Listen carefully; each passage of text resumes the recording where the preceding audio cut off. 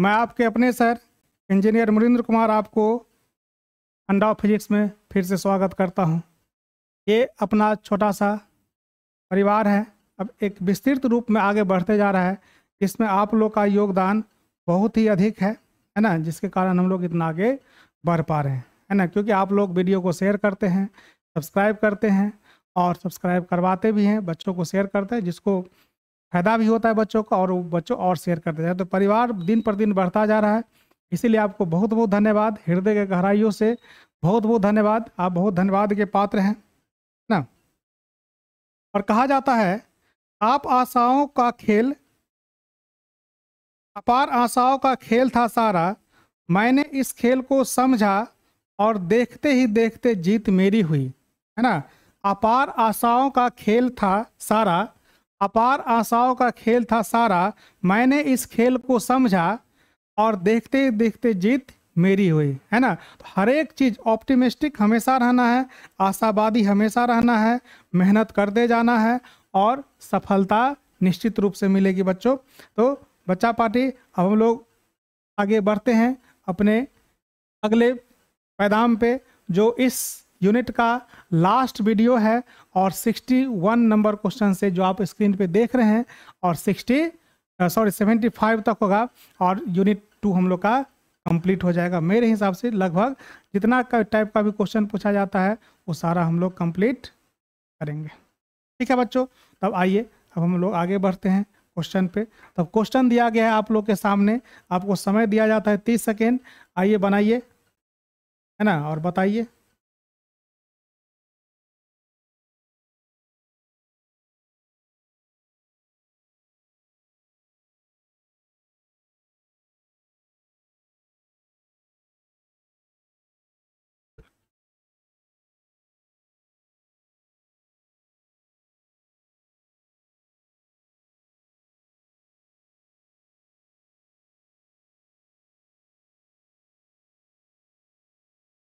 आपका समय कंप्लीट हो चुका है बच्चा पार्टी। अब देखिए क्या होता है। हाँ, अब देखिए क्वेश्चन नंबर 61 प्रोग्रेस में है ना। अब देखिए क्या है इसमें। 2 बल्ब और 40 watt and 60 watt connected to 220 volt source, the ratio of their resistances will be. ठीक है, 2024 का क्वेश्चन है। अब देखिए क्या होगा। रेसिस्टेंस जो हम लोग निकालते हैं आर बराबर क्या होगा, वी स्क्वायर बाय क्या होता है पी। क्यों? क्योंकि पी बराबर क्या होता है वी स्क्वायर बाय आर। कोई कष्ट? नो। ओके, तो P1 बाय P2 जो हम लोग लिखेंगे, सॉरी आर निकालना है ना, डायरेक्ट हम लोग आर लिखेंगे।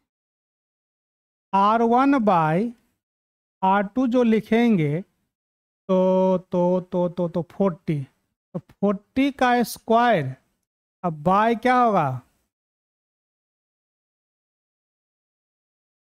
ठीक है नहीं,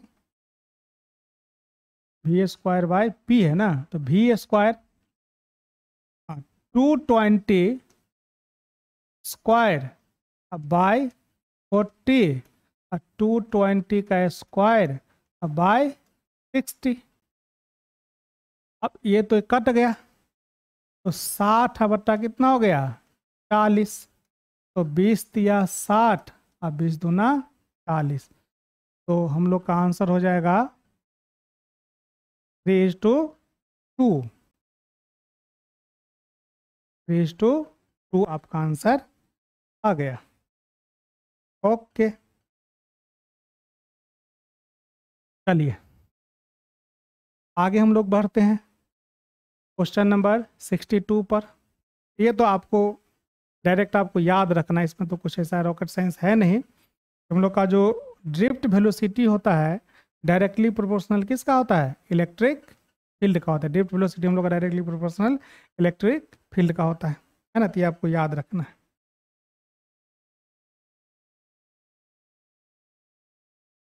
answer B.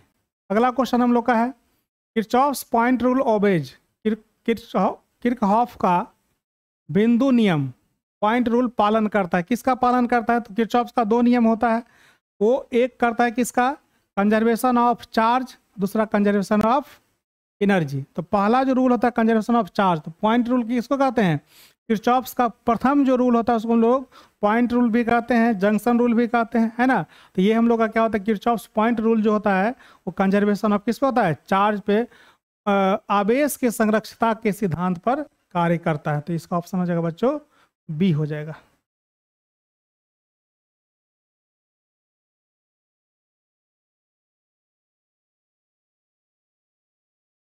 $64 number question. As the temperature of metallic conductor increases their resistance, धात्विक चालकों का ताप बढ़ने पर उसका प्रतिरोध क्या होता है? जैसे हम लोग चालक का तापमान बढ़ाएंगे, चालक का तापमान बढ़ाने पर उसका प्रतिरोध क्या होता है? बढ़ जाता है। उसका प्रतिरोध क्या होता है? बढ़ता है। उसका प्रतिरोध क्या होता है? अगर हम लोग का अर्धचालक है उसका तापमान बढ़ाएंगे तो प्रतिरोध घटेगा, चालकता बढ़ेगा। और धातु का तापमान बढ़ाएंगे चालक का, तो उसका प्रतिरोध क्या होगा? बढ़ेगा। अगला क्वेश्चन,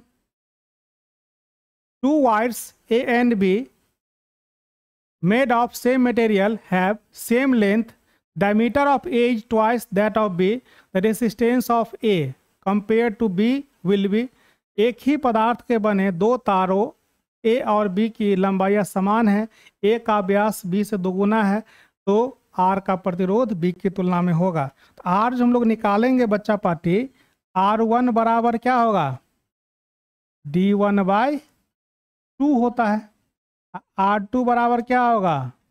D2/2 होगा, है ना। मतलब R का मतलब रेडियस और D का मतलब क्या है? डायमीटर। R का मतलब प्रतिरोध और R का मतलब हो गया आपका त्रिज्या और D का मतलब हो गया ये, है ना। अगर खराब लगा क्या करते हैं? छोटा R मान लेते हैं,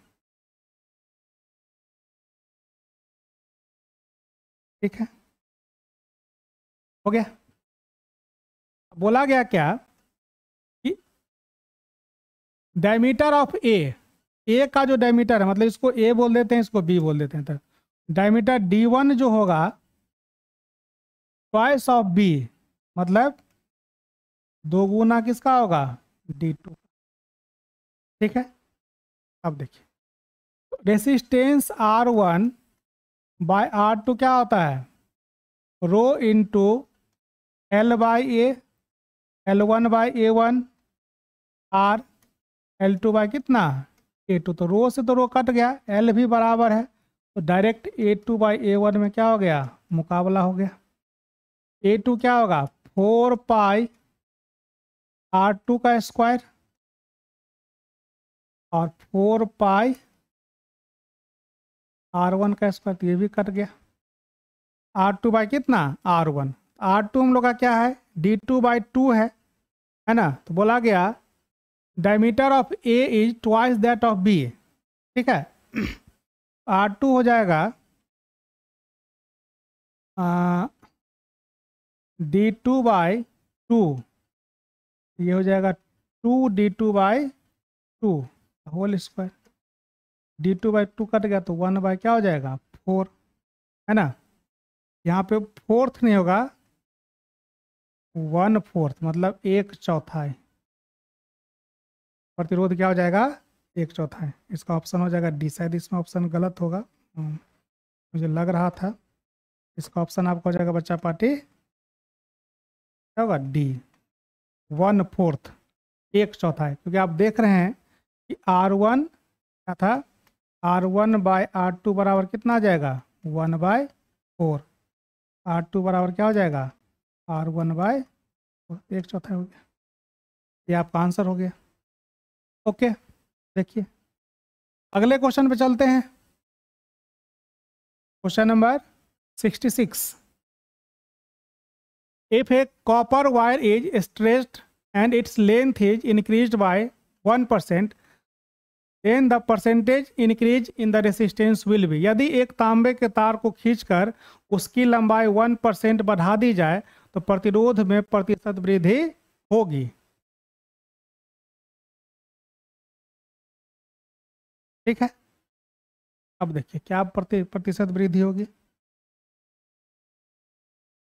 तो देखिए यहाँ पे करना क्या है, R1/R2 जो होता है L1/L2 का क्या होता है, होल स्क्वायर, है ना। ये एक याद रखना है, ठीक है, क्योंकि इसका बहुत विस्तार डेरिवेशन है, तो उसको ये याद रखना है। अब बोला गया कि ये क्या हो गया, अगर R2/R1 हम लोग लिख ले, L2 कितना हो जाएगा, L1, तो इसीलिए कि थोड़ा सुविधा होगा। अब इसको बोला गया कि इसका 1%, तो 0.01L/L1, L1 से L1 क्या हो गया, कट गया स्क्वायर, 1.01 का होल स्क्वायर, ठीक है। तो 1.01 का होल स्क्वायर कितना हो जाएगा, 1.01 का होल स्क्वायर निकालिए, 1.01 इंटू 1.01 1.02 1.02 ये हो गया। अब इसका हमको परसेंटेज निकाल दो, कुछ नहीं करना है, यहाँ में से 1 घटा देंगे तो 0 पॉइंट क्या होगा, 02, इसका मतलब हो गया 2%, है ना। तो इसका आंसर क्या हो जाएगा, 2%।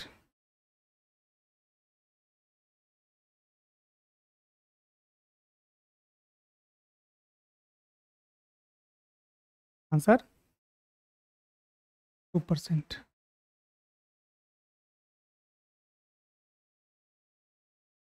आज नहीं होगा, हाँ हाँ, दोपहर में किए थे, ओ, जोड़ लेना।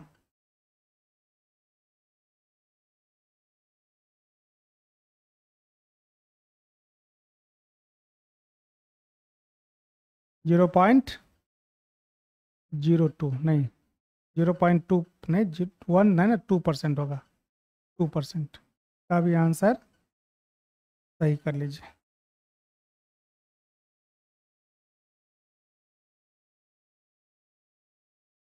ठीक है,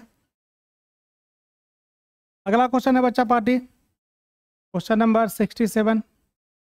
property of A circuit that converts electrical energy into heat is called, वो प्रॉपर्टी जो इलेक्ट्रिकल एनर्जी को किस में कन्वर्ट कर देता है, हीट में, है ना। जहाँ पे हम लोग बिजली देंगे तो उष्मा मिलेगा, वो हम लोग का कौन सा है, रेसिस्टेंस है। कौन सा है, रेसिस्टेंस। 2020 का क्वेश्चन है।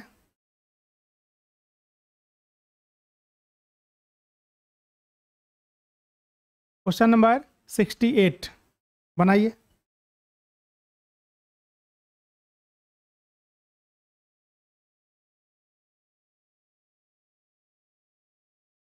Question number 68।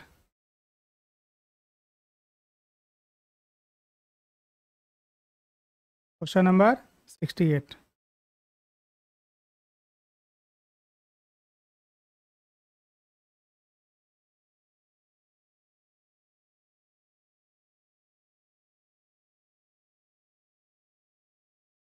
क्वेश्चन नंबर 68, चलिए क्या है 68 नंबर क्वेश्चन में, the EMF of a dry cell is 1.5 volt and the internal resistance is 0.5 ohm 52 ohm. If the cell sends a current to 1 ampere into an external resistance, then the potential difference of the cell will be, मतलब the EMF of a cell, एक battery का EMF कितना है, 1.5 volt है ना, 1.5 volt है, and the internal resistance is 0.52 ohm. If this cell sends the current 1 ampere into external resistance, then the potential difference of cell will be, एक सूखे cell का विद्युत वाहक बल 1.5 वोल्ट है और आंतरिक प्रतिरोध 0.52 है। यदि यह सेल एक बाहरी प्रतिरोध में 1 एम्पियर की धारा भेजता है तो सेल का विभवांतर होगा। तो V बराबर क्या होता है, EMF माइनस I इंटू कितना R। EMF कितना दिया है, 1.5 माइनस 0.52, इंटू 1 क्या हो जाएगा 10.98। तो ये लगभग 98 तो नहीं दिया है, तो लगभग नियरेस्ट कौन है, बी है। इसका ऑप्शन हो जाएगा आपको 1 वोल्ट, लगभग 1 वोल्ट हो जाएगा। ओके, ये भी 2020 का क्वेश्चन है।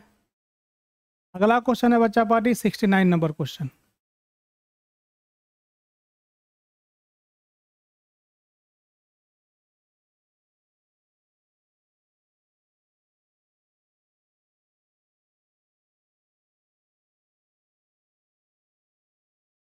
हाँ 69, Kirchhoff's law is consequence of which of the following.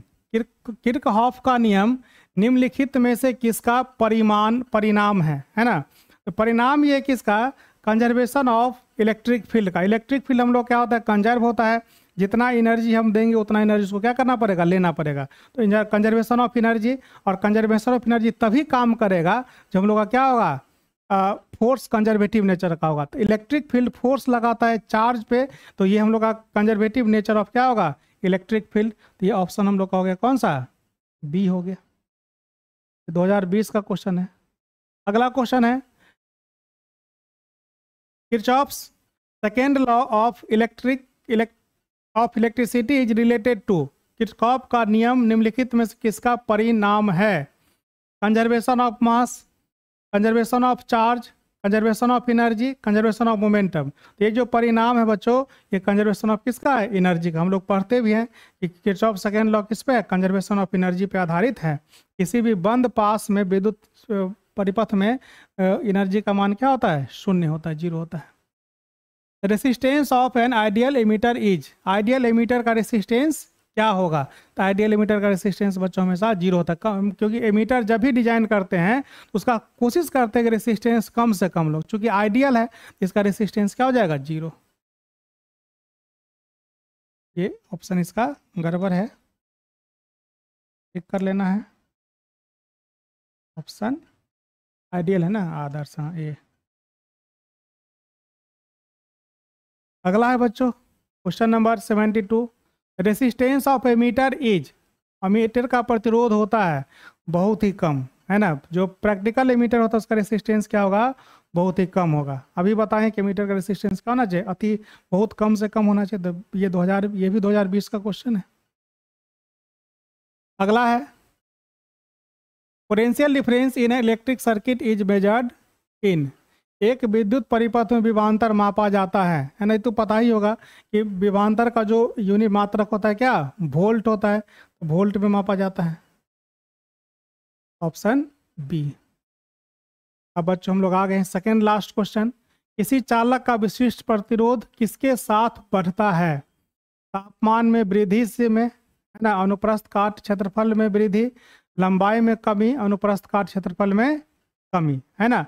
तो विशिष्ट प्रतिरोध जो है हम लोग का, है ना, विशिष्ट जो प्रतिरोध है वो निर्भर करता है किस बात पे, है ना।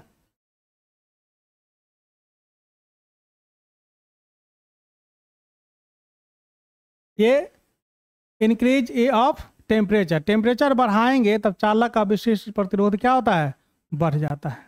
ये ऑप्शन हो गया हम लोग का ए।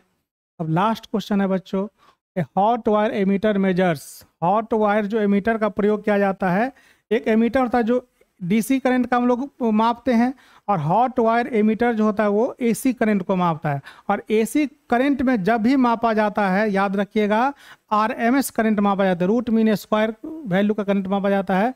प्रत्यावर्ती धारा मूल माध्य वर्ग मान का मान मापा जाता है।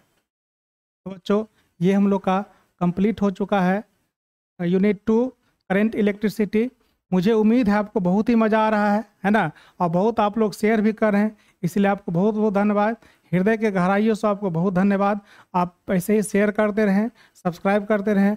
बहुत मज़ा आ रहा है, आपको भी मज़ा आ रहा है। ठीक है बच्चों, तो धन्यवाद। हम फिर मिलेंगे अगले चैप्टर अगले वीडियो में। तब तक के लिए धन्यवाद।